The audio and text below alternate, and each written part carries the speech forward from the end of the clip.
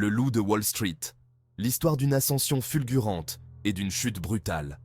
Cette histoire captivante nous plonge dans le monde impitoyable de la finance, où les rêves peuvent se réaliser aussi vite qu'ils peuvent s'effondrer. Jordan Belfort, surnommé le loup de Wall Street, est devenu l'incarnation même des excès et de la fraude financière des années 1990.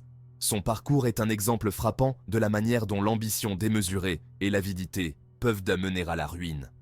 Comment un jeune homme ambitieux a-t-il pu bâtir un empire financier sur des pratiques illégales avant de tout perdre?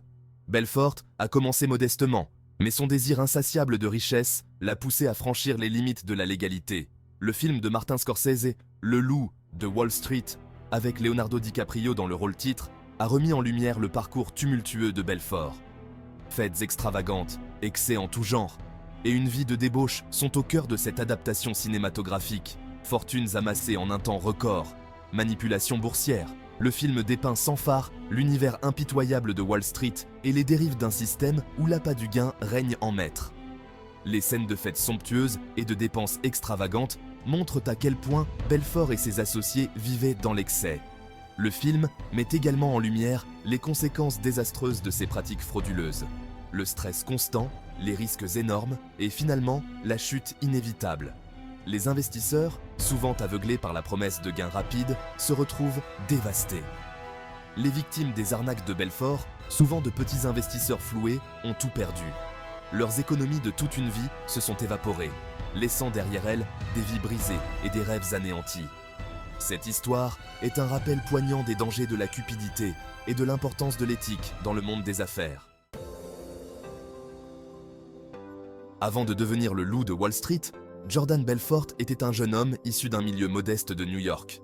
Dès son plus jeune âge, il fait preuve d'un sens aigu des affaires, vendant des glaces sur la plage durant l'été pour se faire de l'argent de poche.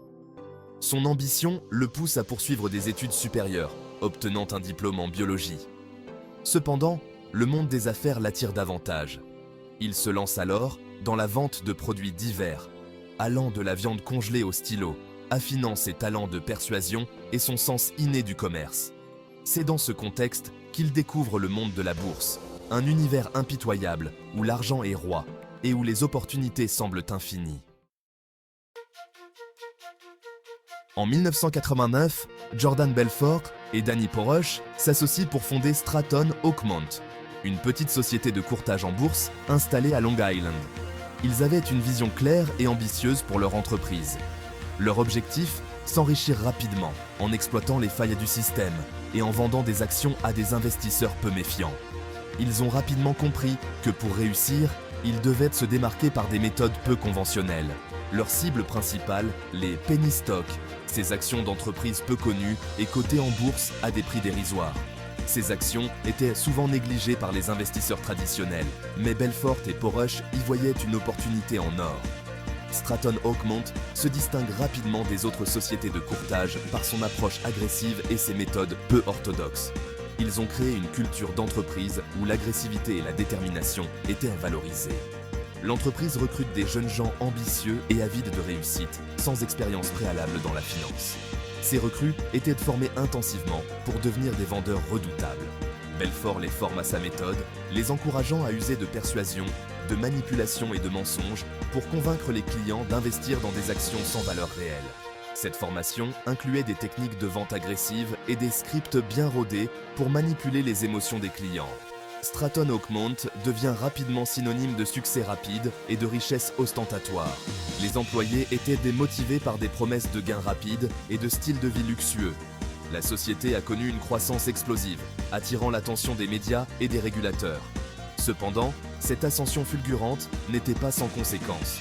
Les pratiques douteuses de Stratton Oakmont ont finalement attiré l'attention des autorités, menant à des enquêtes et à des poursuites judiciaires. Malgré cela, l'impact de Stratton Oakmont sur le monde de la finance reste indéniable, marquant une époque de spéculation et d'excès.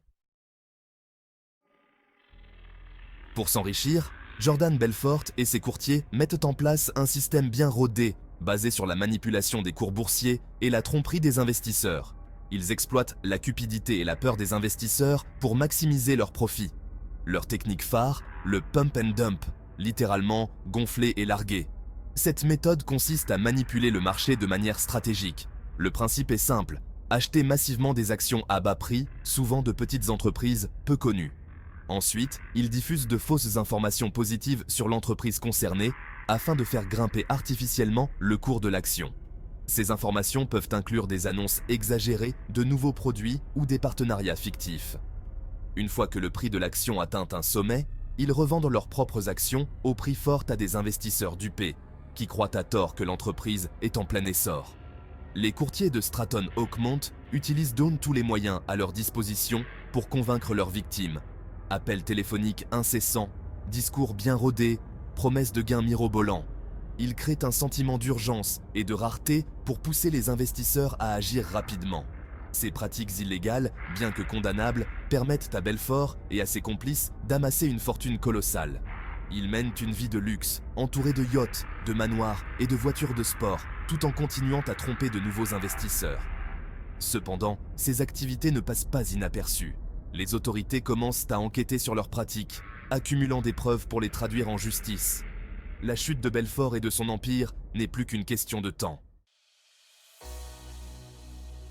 L'argent coulant à flot, Jordan Belfort et ses courtiers mènent une vie extravagante, digne des plus grands excès des années 1990. Les fêtes somptueuses, arrosées de champagne et de drogues en tout genre, sont monnaie courante. Belfort dépense sans compter, s'offrant des voitures de luxe, un yacht de 167 pieds, un hélicoptère et une maison cossue à Long Island. Les frasques de Belfort et de ses employés deviennent légendaires. L'ambiance de travail chez Stratton Oakmont est électrique, frénétique, alimentée par la compétition acharnée et la recherche permanente du profit. Belfort, en véritable gourou, motive ses troupes à coups de discours enflammés et de promesses de richesse infinie. Les agissements frauduleux de Jordan Belfort et de Stratton Oakmont ne passent pas inaperçus. Le FBI, alerté par les plaintes d'investisseurs floués, ouvre une enquête sur les activités de l'entreprise. L'agent Greg Coleman, chargé de l'affaire, est déterminé à faire tomber Belfort et à mettre fin à ses escroqueries. Pendant des mois, le FBI surveille les activités de Stratton Oakmont, enregistre les conversations téléphoniques, infiltre des agents dans l'entreprise et accumule les preuves. En 1998, le FBI lance une vaste opération coup de poing contre Stratton Oakmont. En 2003, il est condamné à 4 ans de prison et à une amende de 110 millions de dollars. Il purge finalement 22 mois de prison, bénéficiant d'une remise de peine pour sa collaboration avec les autorités. En prison, Belfort entreprend une démarche de rédemption. Il commence à écrire son autobiographie, Le Loup de Wall Street, dans laquelle il raconte son ascension fulgurante, sa chute brutale et sa quête de rédemption. Libéré de prison en 2006, Belfort se lance dans une nouvelle carrière de conférencier en motivation et de coach en vente. En 2013, le réalisateur Martin Scorsese porte à l'écran l'autobiographie de Jordan Belfort, Le Loup de Wall Street, avec Leonardo DiCaprio dans le rôle titre. Le film, qui rencontre un succès critique et commercial international, dépeint sans phare l'univers impitoyable de Wall Street, la culture de l'excès et les dérives d'un système où l'argent est roi. Leonardo DiCaprio livre une performance époustouflante dans le rôle de Jordan Belfort, incarnant à la perfection le charisme, l'ambition démesurée et la folie destructrice du personnage. Après sa sortie de prison, Jordan Belfort tente de se reconstruire et de redorer son image.